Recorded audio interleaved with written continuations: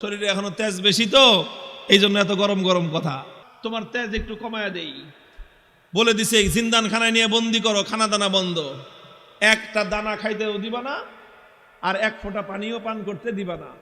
ডাক্তারকে বলে রাখছে নারী পরীক্ষা করতে থাকবি, যখন দেখবি যে একেবারে শেষ মুহূর্ত, এখন খাবার দাবার না দিলে আর বাঁচবে না, ওই সময়ে নিয়ে খাবার দিবি। খাবারটা কি দিবি সেটাও ঠিক করে দিছে, বলছে যে মুসলমানদের ধর্মে যে জিনিস হারাম সেটা দিবি, শুয়োরের গোশত আর মদ মিশানো পানি। আল্লাহকে বললাম যে আল্লাহ, তুমি পরীক্ষা করতেছো তোমার বান্দার, যে তোমার বান্দা তোমাকে, তোমার দ্বীনকে, তোমার রসুলকে, তোমার রসুলের আদর্শকে কতটা ভালোবাসে, তুমি এটা পরীক্ষা করতেছো। আর এই পরীক্ষা করার জন্য জীবন দিছো মাত্র কয়টা? একটা মাত্র জীবন দিছো। আর ওই একটা জীবন দিয়ে আল্লাহ তোমাকে কিভাবে দেখাবো যে আমি তোমাকে আর তোমার দ্বীনকে কতটা ভালোবাসি? তুমি আমাকে 1000 জীবন দান করতা, একটা একটা করে জীবন তোমার জন্য উৎসর্গ করে তোমার বান্দা আব্দুল্লাহ বিন হুযাফা দুনিয়ার সামনে প্রমাণ করে দিত ঈমানদারের কাছে ঈমানের দাম কত বেশি। উলামায়ে কেরাম, আহলে হক, হকের ঝান্ডাবাহীরা যদি হকের উপর অটল আর মজবুত থাকে, আল্লাহর পক্ষ থেকে সাহায্য আসে, প্রতিপক্ষ মাথা নত করতে বাধ্য হয়। সাহাবী যুগের ছোট্ট একটা ঘটনার উদ্ধৃতি দিই। হযরতে আব্দুল্লাহ ইবনে হুযাফা রাদিয়াল্লাহু তাআলা আনহু, আল্লাহর নবীর একজন সাহাবী, তিনি এক যুদ্ধে নেতৃত্ব দিচ্ছিলেন একটা ছোট বাহিনীর। ঘটনাচক্রে রোম সম্রাট সে ওই বাহিনীটাকে গ্রেফতার করে ফেলল। আল্লাহর নবীর সাহাবী আব্দুল্লাহ বিন হুযাফা রাদিয়াল্লাহু আনহু সহ প্রায় 50 জনের মুসলমানদের একটা কাফেলা বন্দী হয়ে গেল। এখন রোম সম্রাটের ইচ্ছা হলো মুসলমানের ঈমান পরীক্ষা করবে, আর যে কোনো মূল্যে মুসলমানকে ইসলাম থেকে দূরে সরাবে। এই জন্য প্রথমে আব্দুল্লাহ বিন হুযাফাকে ডেকে নিয়ে অফার দিল, অফার, লোভ দেখাইলো, বলল তুমি ইসলাম গ্রহণ করো, বিশাল অপ্রতিরোধ্য বিশাল সাম্রাজ্য, পৃথিবীর সুপার পাওয়ার রোম সাম্রাজ্যে তোমাকে বিশাল বড় ক্ষমতাবান পদ দিয়ে দিব, মন্ত্রিত্ব দিয়ে দিব, আর আর তোমাকে আমার মেয়ে বিয়ে দিয়ে দিব। পরবর্তীতে তুমি রাজবংশের নিয়ম অনুযায়ী দেখা যাবে তুমি সম্রাটও হয়ে যেতে পারো, বিশাল এলাকার দায়িত্ব তোমাকে এখনই দিয়ে দিব, কিন্তু শর্ত হলো তোমাকে তোমার ধর্ম এবং আদর্শ ছাড়তে হবে। এই কথা যখন বলেছে, আব্দুল্লাহ ইবনে হুযাফা রাদিয়াল্লাহু আনহু রাগে ক্ষোভে অগ্নিশর্মা হয়ে, কোন কোন বর্ণনার মধ্যে এসেছে রোম সম্রাটের দরবারে দাঁড়িয়ে রোমান সম্রাটকে তিনি লক্ষ্য করে বলেছেন, ইয়া কালবার রোম, হে রোমের কুকুর। রোমের সম্রাট যখন তাকে ধর্ম ত্যাগের, ইসলাম ত্যাগের পরামর্শ দিয়েছে, তখন তিনি রোম সম্রাটের রাজ দরবারে দাঁড়িয়ে সম্রাট বলে নয়, রোমের কুকুর বলে সম্বোধন করে বলেছেন, মুসলমানের ঈমান এত কম দামি জিনিস না। সম্রাট মনে করলো শরীরে এখনো তেজ বেশি, তো এই জন্য এত গরম গরম কথা। এত গরম গরম কথা, তোমার তেজ একটু কমায়া দেই বলে দিছে, জিন্দান খানায় নিয়ে বন্দি করো, খানা দানা বন্ধ, একটা দানা খাইতেও দিবা না, আর এক ফোঁটা পানিও পান করতে দিবা না। ডাক্তারকে বলে রাখছে নারী পরীক্ষা করতে থাকবি, যখন দেখবি যে একেবারে শেষ মুহূর্ত, এখন খাবার দাবার না দিলে আর বাঁচবে না, ওই সময়ে নিয়ে খাবার দিবি। খাবারটা কি দিবি সেটাও ঠিক করে দিছে, বলছে যে মুসলমানদের ধর্মে যে জিনিস হারাম সেটা দিবি, শুয়োরের গোশত আর মদ মিশানো পানি। ঠিক তাই হয়েছে। আব্দুল্লাহ বিন হুযাফা সহ না খেতে খেতে যখন মরণাপন্ন প্রায়, তখন একেবারে জীবন বাঁচানোর জন্য তাদেরকে খাবার দেওয়া হয়েছে। খাবার কি? শুয়োরের গোশত আর মদ মিশানো পানি। আব্দুল্লাহ বিন হুযাফা রাদিয়াল্লাহু আনহু চিন্তা করলেন, শরীয়তের মাসলা অনুযায়ী এই পরিবেশে জীবন বাঁচানোর জন্য সামান্য পরিমাণ শুয়োরের গোশত খাওয়া জায়েজ, জীবন বাঁচানোর জন্য। এটা তো আছে, ইল্লা ফামানিস্তুররা ফি মাখমাসাতিন গায়রা মুতাজানিফিল লিইসমিন ফাইন্নাল্লাহা গফুরুর রহিম। একজন মানুষ যদি এমন হয়ে যায় যে কোনো হালাল খাদ্য নাই, হারাম খাদ্য ছাড়া হালাল কোনো খাদ্য নাই, এখন না খেলে জীবন বাঁচবে না, সেই সময়ে জীবন বাঁচানোর জন্য সামান্য পরিমাণ হারাম খাদ্য গ্রহণ করা কি, এটা হলো মাসলা। কিন্তু উনি চিন্তা করলেন, এখন তো শুধু হালাল হারামের প্রশ্ন না, এখন প্রশ্ন হলো মুসলমানের ঈমানের আত্মমর্যাদা বোধের প্রশ্ন। আজকে যদি আমি হারাম খাবার খাই তাহলে রোম সম্রাট বলবে দেখছি মুসলমানের ইমানের শক্তি কত দূর। এই সময় মাসলা ভিন্ন। এরকম পরিস্থিতি যদি কারো হয় তাহলে মাসলা ভিন্ন। খাবার খাওয়া হালাল জীবন বাঁচানোর জন্য, এটা যেরকম মাসলা, আর কেউ যদি হারাম খাবার না খেয়ে মৃত্যুকে আলিঙ্গন করে নেয় তাহলে সেই মৃত্যু হলো আফজালুস শাহাদা, সর্বশ্রেষ্ঠ শহীদি মরণ। আব্দুল্লাহ বিন হুযাফা চিন্তা করলেন এখন মাসলা দুইটা আছে, একটা হলো ফাঁক ফোকরের রাস্তা, আমি এখন হারাম খেয়ে জীবন বাঁচাতে পারি, আর একটা মাসলা কি, আমি যদি আমার জীবনকে উৎসর্গ করে দেই আমার একজনের জীবন যাবে কিন্তু কিয়ামত পর্যন্তের জন্য রোম সম্রাটের দরবারে ইসলামের ঝান্ডা সমুন্নত হয়ে যাবে।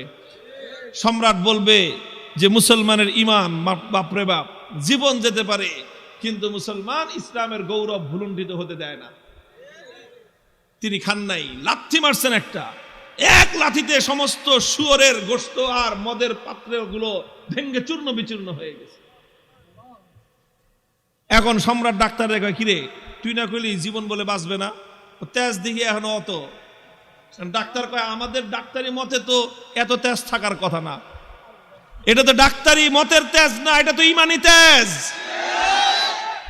এই তেজ এটা শরীরের তেজ না, এটা রুহের তেজ। এটা শরীরের শক্তি নয়, এটা আত্মার শক্তি। যে ইমানদার আল্লাহর ইমান, আল্লাহর উপর আস্থা এবং ভরসাকে দুনিয়াদারদের সামনে মাথা উঁচু করে দাঁড় করাবার চেষ্টা করে, আল্লাহ পাক তার আত্মার মধ্যে অফুরন্ত শক্তি দান করেন। আব্দুল্লাহ বিন হুযাফা যখন এটা করলেন, এবার রোম সম্রাট বলে যে দুইবার খেললাম, দোনো খেলায় হারছি। দুইবার হলো না?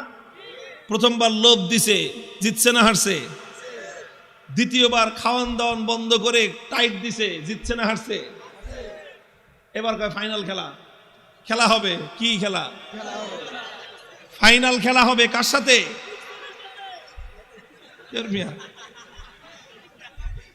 এদের সাথে তো খেলা শেষ করে দিয়ে আসছি তার এলাকায় গিয়ে।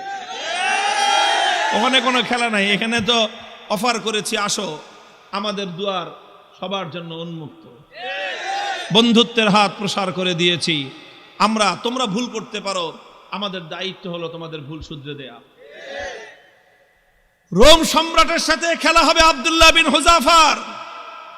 একজন হলো সম্রাট আর একজন তার একজন বন্দী, তার জিন্দানখানার কয়েদি আর একজন সম্রাট। খেলা হচ্ছে ফাইনাল খেলা। রোম সম্রাট বলল এবার একদম দেখব চূড়ান্ত যে ইমানের তেজ কোন পর্যন্ত হয়। যতজন বন্দী বিশাল বিশাল ড্যাগের মধ্যে পানি গরম করছে, ফুটন্ত গরম দাউ দাউ লেলিহান শিকার আগুন, সেই আগুনের মধ্যে ড্যাগ বসাইছে, বিশাল বিশাল ড্যাগ, খাজা বাবার ড্যাগের মতো। খাজা বাবার ড্যাগ দেখছেন? বাংলাদেশে আছে হলো শাহজালালের মাজারের ড্যাগ একটা আছে, ওটার মধ্যে বালতি নিয়ে নামে একজন সঙ্গ লাগায়া খিচুড়ি উঠাইতে, দেখেন নাই?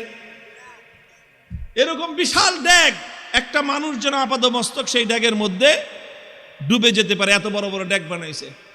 ড্যাগ বানায় তারপরে লাকড়ি দিয়ে লেলিহান শিকার আগুন জ্বালাইছে, সে আগুন জ্বালায় তারপরে এই তো পানি দিয়ে ভরে দিছে। পানি যখন টকবক টকবক করতেছে, এবার আব্দুল্লাহ বিন হুযাফা সহ তার সমস্ত বন্দীদেরকে ডেকে আনছে। ডেকে এনে বলছে, আব্দুল্লাহ বিন হুযাফা এবার তোমার সাথে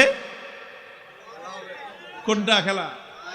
ফাইনাল। তোমাকে সর্বশেষ সুযোগ দিচ্ছি, তুমি দুইবার আমাকে ডিনাই করেছো, আমাকে অপমান করেছো, এবার লাস্ট সুযোগ তোমার জন্য। এই যে দেখো গরম পানি, কথা মানবি আর নাহলে একটা একটা করে এই গরম পানির মধ্যে ছাড়বো, আর পানির মধ্যে ছাড়ার সাথে সাথে দেখবা মৃত্যু কত বিভীষিকাময়। আব্দুল্লাহ বিন হুযাফা নির্বিকার, কোনো কথা বলেন না। সম্রাট বলছে জল্লাদকে ওর সামনে থেকে তার একজন সঙ্গীকে নিয়ে তার চোখের সামনে গরম পানিতে ছেড়ে দাও। ঠিকই আব্দুল্লাহ বিন হুযাফা রাদিয়াল্লাহু তাআলা আনহু একজন সাথীকে নিয়ে গরম পানির মধ্যে ছেড়ে দেওয়া হলো। মুহূর্তের মধ্যে বিভৎসভাবে তার মৃত্যু হলো, তিনি শাহাদাত বরণ করলেন। চোখে তাকায়া দেখলেন কিচ্ছু, কোনো কথা নাই। এবার বলল যে এবার ওরে ধরে নিয়ে যাও। আব্দুল্লাহ বিন হুযাফা রাদিয়াল্লাহু তাআলা আনহুকে এবার ধরে নিয়ে যাওয়া শুরু করলো। বাদশা খেয়াল করতেছে যে মনোভাবটা কি চেঞ্জ হয় কিনা, একটু অন্তত ভয় পায় কিনা। একটু ভয় পাইলেও মনে করবে যে যাক কোনো রকম মর্যাদাটা রক্ষা পাইছে, ফাইনাল খেলা ড্র ঘোষণা করে দেওয়ার একটা ধান্দা খুঁজতেছে। যখন আব্দুল্লাহ বিন হুযাফাকে নিয়ে যাওয়া হচ্ছে, ইতিহাসের কিতাবগুলোর মধ্যে লেখা হয় ওনার চোখ দিয়ে দরদর করে পানি পড়তে আরম্ভ করলো।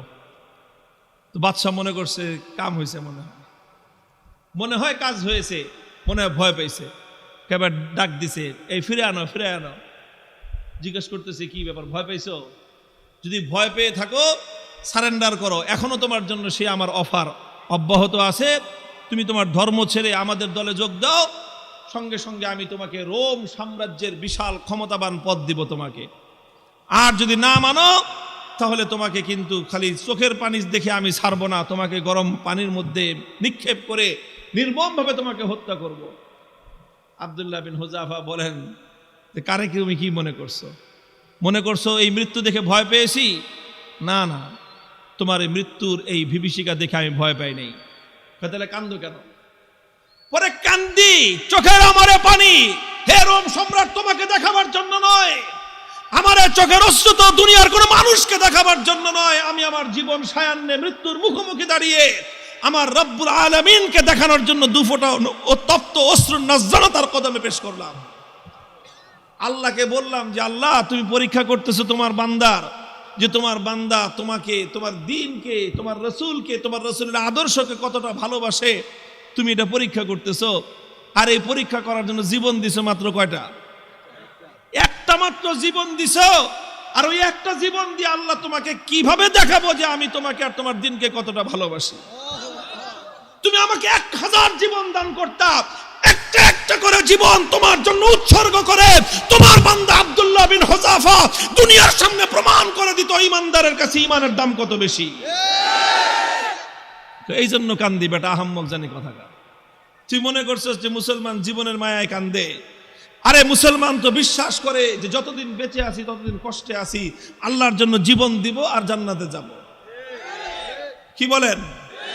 সন্দেহ আছে? আল্লাহর জন্য জীবন দেওয়ার মধ্যে আর জান্নাতের মধ্যখানে কোনো দূরত্ব নাই, কোনো দূরত্ব নাই। তুমি জীবন দিবা আল্লাহর জন্য আর জান্নাতে যাবা।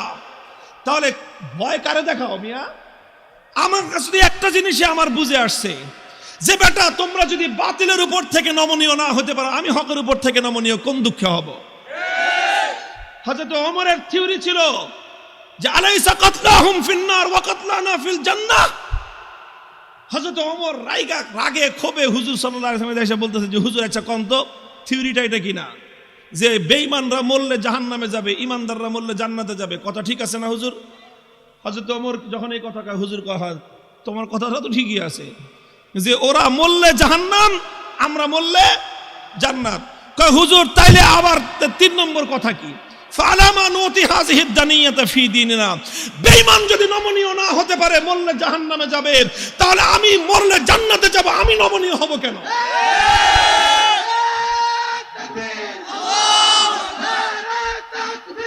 আল্লাহু আকবার, হুশিয়ার সাবধান, ইসলামের শত্রুরা। আরে বেঈমানরা যদি বাতিলের পথ ছাড়তে না পারে, ঈমানদাররা হকের পথ ছাড়বে কেন? কথার মধ্যে কোনো ভেজাল আছে? হিসাব কিতাব তো ক্লিয়ার, কথা তো পরিষ্কার এখানেই, যে এখানে নমনীয় তো তোমাকে হতে হবে, আমি কেন নমনীয় হব? যেখানে তুমি বাতিলের উপর, আমি হকের উপর, তুমি বদ্দীনের উপর, আমি দ্বীনের উপর, তুমি কোরআনের বিপক্ষে, আমি যখন কোরআনের পক্ষে, নমনীয় তোমাকেই হতে হবে, আমার নমনীয় হওয়ার কোনো স্কোপ নাই। হযরত আব্দুল্লাহ বিন হুযাফা রাদিয়াল্লাহু তাআলা আনহু যখন এই কথা বললেন, সে আরে বেটা জীবন তো একটা আছে দেখে একটা দিতেছি, জীবনে 1000টা থাকলে 1000টা দিয়ে প্রমাণ করতাম যে ইসলাম এবং ঈমানের দাম কত। এই কথা যখন বলছে, তখন বাদশাহ কয় যে এটা তো মানুষ না, মানুষ কি এরকম হয় নাকি? আরে মৃত্যুর